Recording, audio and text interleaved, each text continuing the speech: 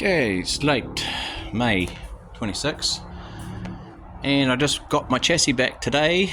It's been away for a little bit, just having it all boxed in and made stronger. And yeah, so it's just a quick video to show that.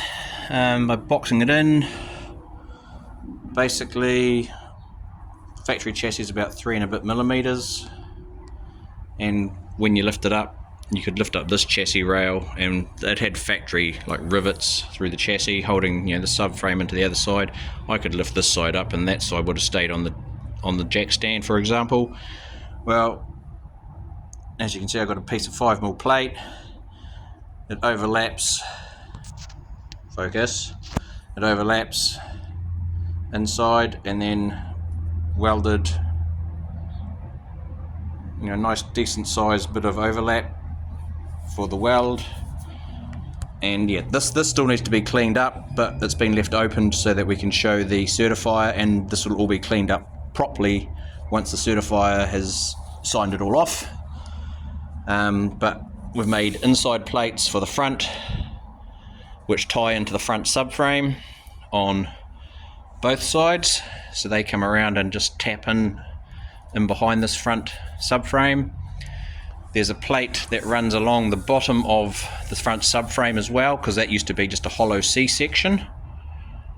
And when I say we, someone else has welded, because I can't weld for shit. But you get the idea. Filled the front crank handle holes, which went through to the old engine. Not that that's structural, but just wanted it done. And then try not to whack my head on the Chev, which is sitting above us at the moment. On the back side here, same thing. So there's a plate, 5mm plate, that runs back towards the second cross member, for lack of better wordings. And again, that kicked in and tied into this front cross member and ran back to the first scallop. At this stage, the first cross member has just been welded in. You can see how he's done it there. I'm not a welder, but eventually I believe we're going to weld there and weld across the top there, just like what he's done here. But for now, he didn't want to do that. He just wanted to leave it open. And then, yeah, he's replaced all the rivets that used to hold this lower plate and the top plate together with as many bots as he can. And then we've put another plate on the underside, and at the moment they've just been spotted in to the top plate, and that's on both sides. And you can see the clamshell, and that clamshell has the same arc as what my Chevy does up here somewhere. Oh, the Chevy has a bit more of an arc actually. It kind of comes in, it's a bit more of a triangle, but yeah. Eventually, I think our plan is also to put another one on here, and then there'll be a gusset triangulating from this plate to that plate, and then this plate back to there. We'll see what the certifier says. Again, certifiers can be crazy people sometimes, but we've got to do what they need to do. I'm going to take a couple of burrs off. There's just a couple of sharp burrs where the end of the welding rod stuck up. I'm just going to hit those, but that's fine, just so I don't keep cutting myself. And then there's the third section. So we've got section 1, 2, 2, 3, back to the rear, just in front of the rear diff. And that's the same, so it's just 2 scallops, slightly overlapped, and same principle. Eventually this will get a weld across the top. Welded, welded, welded, welded, welded, welded, welded, and then it's just got another plate staying with it, and that's just to add more lateral strength this way, rather than just having a piece of 3mm plate. It just gave it a piece of 6mm plate. And again, eventually we will gusset, and there'll be another bar there, another bar there, another bar there, and so on. Same on that side, to stop my things moving. And then there'll be one from here going back that way. I will gusset and plate all that in once I sort out the rear differentials and the rear cross members. But I still need to go and get the rear cross member heights and make a subframe like I have over there. But the next step, now that I have all of this back and actually have all the plates, is actually to slide that under here, line it all up, effectively tack in this front mount which sits underneath here,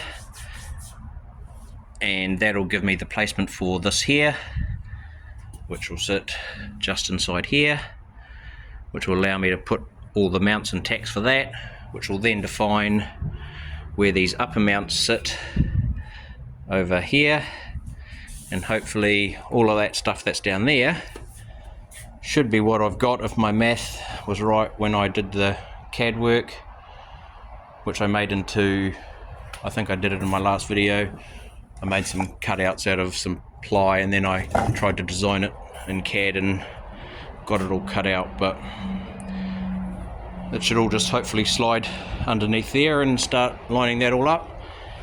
But once I do that, unfortunately this is all probably going to get put on hold, because hopefully next weekend I pick up another new car. So that's a 1930 Willys Whippet. The new car sits somewhere between 1930s and a 1958. Actually, it's closer to this one.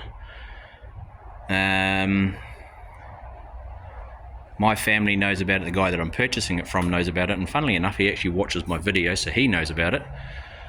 But I'm not saying what it is just yet.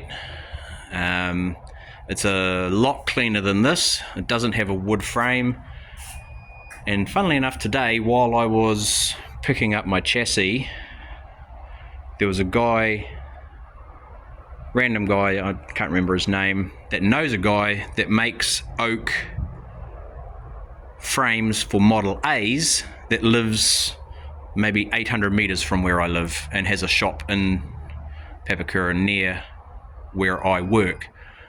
So he's going to try and put me in contact with him so that I can get him to come and have a look at what's happening in here with all of this, and maybe he can help me out and make a new frame for the inside of all of this thing.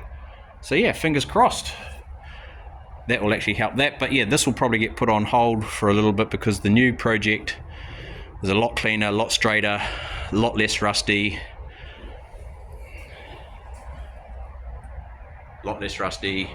And yeah, once I do the doors on this, I might jump straight into that, get that going, and then come back to this, because this is still a pretty big job, requiring a lot of brain power that I simply don't have at the moment.